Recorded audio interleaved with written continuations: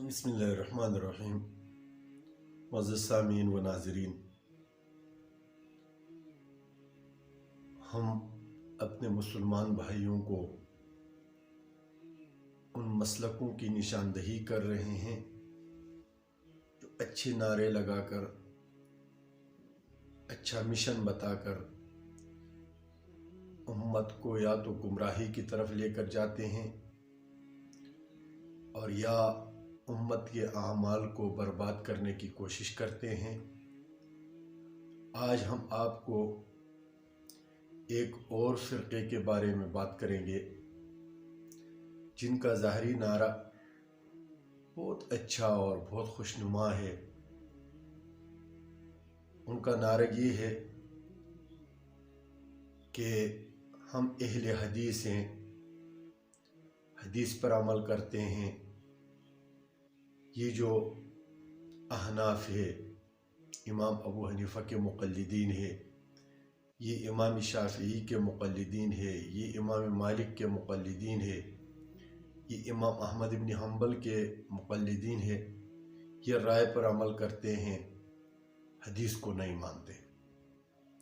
ज़ाहिर में तो ये बहुत खुशनुमा नारा भी है और अपने चुंगल में मुसलमानों को फंसाने का बहुत बड़ा ज़रिया भी है।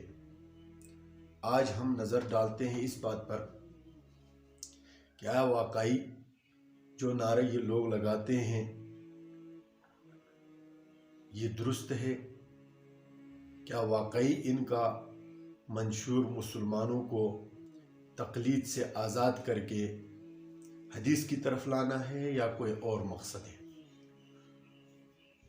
तो हर जो मसलक होती है उसमें बुनियादी रूल उस बानी मज़हब का होता है, उसके अकायद को देखा जाता है, उसके आमाल और अफ़ाल को परखा जाता है, तब जाकर फैसला किया जाता है कि ये मसलक, ये नज़रिया काबिल एतमाद है, काबिल अमल है या नहीं है। ये बात याद रखें कि बरसग़ीर में जो अहले हदीस नामी इस ग्रोह की बुनियाद रखने वाले आदमी का नाम शेख अब्दुल हक था, जो कि शेख अब्दुल हक बनारसी के नाम से मशहूर है। यही शेख अब्दुल हक बनारसी सैयद अहमद शहीद रहमतुल्लाह अलैहि के जमात के साथ हुआ करता था, लेकिन अपने नाशाइस्ता और नाकाबिल एतबार हरकतों की वजह से सैयद अहमद शहीद रहमतुल्लाह अलैहि ने इसको अपने जमात से निकाल दिया था। अब थोड़ा सा इस पर नज़र डालते हैं। ये अब्दुल हक बनारसी काजी शौकानी का शागिर्द है और उन शागिर्दों में है जिन पर अल्लामा शौकानी को फ़ख्र भी है। तो पहले अल्लामा शौकानी का तारुफ करते हैं। ये अल्लामा शौकानी ज़ैदी शिया था और इस पर सराहत की गई है तफसीर फ़थुल क़दीर। एक तो हिदायत की शरह है फ़िक़्ह में फ़थुल क़दीर, लेकिन एक तफसीर फ़थुल क़दीर है। तफसीर फ़थुल क़दीर में मुक़द्दिमा है, उस मुक़द्दिमे में इस बात की सराहत की गई है कि ये जो काजी शौकानी था ये शिया था। सफ़ा नंबर 5 पर जो मिस्र की छाप है उसमें लिखा है या काजी शौकानी के तारुफ में कि तफ़क़्क़ह अला मज़हबिल इमाम ज़ैद, कि इसने फ़िक़्ह में इमाम ज़ैद के फ़िक़्ह पर अमल किया, उसको सीखा। और बर्रा फ़ीही, और उसमें आला मुकाम पैदा किया। फिर वो अल्लफ़ व अफ़्ता, उसमें तालीफ़ भी की और उसी इमाम ज़ैद के फ़िक़्ह पर फ़ितवा भी देता था। حتیٰ سار قدرہ فیہ، حتیٰ کہ یہ بلند مقام پا گیا۔ پھر ایسا ہوا کہ وہ طلب الحدیث،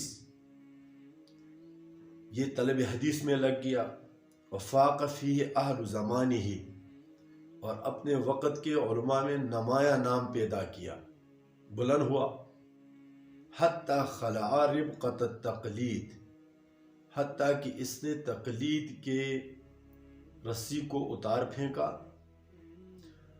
اور وتحلی بمنصب الاجتہاد، اور اپنے آپ کو اجتہاد کے مرتبے سے مزین کیا اور ایک مجتہد ہو گیا۔ اس سے ظاہر ہوا کہ جو قاضی شوکانی تھا یہ زیدی شیعہ تھا۔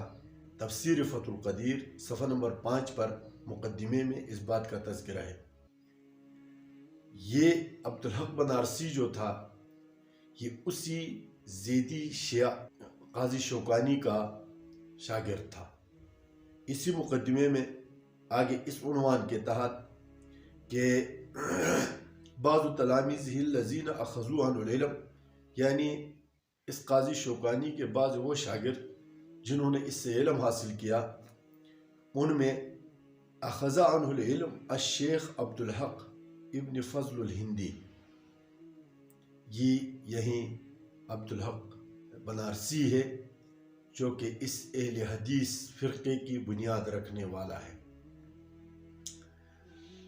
اور یہی مقدمہ تفسیر فتح القدیر کے مقدمے میں ہے جو مصر سے طبع ہوئی ہے۔ اسی طرح تنبیہ الضالین، یہ ایک کتاب ہے جس میں اس عبدالحق بنارسی کے حالات پر اس نے مصنف نے لکھا ہے۔ وہ کہتا ہے کہ اس مذہب کا بانی شیعہ تھا۔ دوسری بات جو میں نے ابتدا میں ذکر کی کہ سید احمد شہید رحمۃ اللہ علیہ کے جماعت کے ساتھ یہ تھا، تو ناشائستہ اور اس طرح بیہودہ حرکات کی وجہ سے اس کو نکال دیا، اور علماء حرمین نے اس وقت اس عبدالحق بنارسی کا قتل کا فتویٰ بھی دیا تھا۔ یہ نواب صدیق حسن خان مرحوم بھی اپنے آپ میں بہت بڑا مقام رکھتا ہے، اس نے بھی اس عبدالحق بنارسی کے حوالے سے لکھا ہے اپنے کتاب سلسلۃ الحسیت میں کہ در اوسط عمر بعض در عقائد ایشاں بسوئی تشیع و جزء معروف است، یعنی درمیان عمر میں یہ شیعہ مذہب کی طرف عقائد کے اعتبار سے مائل ہو گیا تھا۔ اسی طرح قاری عبدالرحمن محدث پانی پتی نے لکھا ہے کہ عبدالحق بنارسی ایک دفعہ مولوی گلشن علی کے پاس گیا، بااثر آدمی تھا، شیعہ تھا اس وقت، اس کے پاس گیا اور اس سے کہا کہ میں شیعہ ہوں، تو جب شیعہ ہوں تو اب کیا کیا جائے، تو مجھے نوکری دے دی جائے۔ تو اس نے 30 یا 32 روپے کے عوض میں اس کو نوکر رکھ دیا۔ اب آپ یہ اندازہ لگائیں کہ یہ اس اہل حدیث فرقے کا بانی ہے، اور وہ بڑے فخر سے اس کے حوالے جات بھی نقل کرتے ہیں۔ تو اب ظاہر ہے کہ شیعہ ایک الگ مذہب نہیں، ایک الگ دین ہے ان کا۔ اگر کوئی آدمی انہی عقائد اور انہی نظریات کا پیروکار ہو تو اس کے پیچھے چلنے والے وہ اپنے آپ کو کیسے اہل سنت والجماعت سے شمار کر سکتے ہیں؟ جو اصل بات ہے وہ یہ ہے کہ اصل میں لوگوں کو نبی کریم صلی اللہ علیہ وسلم، صحابہ کرام کی حقیقی معمول بہا زندگی سے دور کرنے کے لیے دنیا کفر اپنے مختلف حربے استعمال کرتی ہے، اور ان حربوں میں سے ایک حربہ یہ ہوتا ہے کہ بھی قرآن کا نعرہ لگایا کہ ہم اہل قرآن ہیں، کبھی اہل حدیث کا نعرہ لگایا ہم اہل حدیث ہیں، حالانکہ احادیث کا اپنا ایک طریقہ کار ہے ان پر عمل کرنا، ان میں ترجیح دینا، یہ محدثین کا کام ہوتا ہے، فقہا کا کام ہوتا ہے۔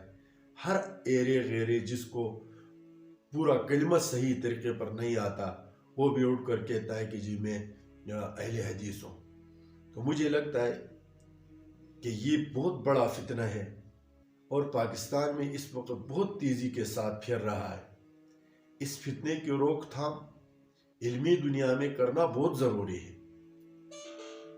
مبادا کہ پوری امت جو ہے حقیقی نبی کریم صلی اللہ علیہ وسلم، صحابہ کرام، تابعین، محدثین، فقہا کے راستے سے ہٹ جائے اور پھر ایک افراتفری کا عالم ہو۔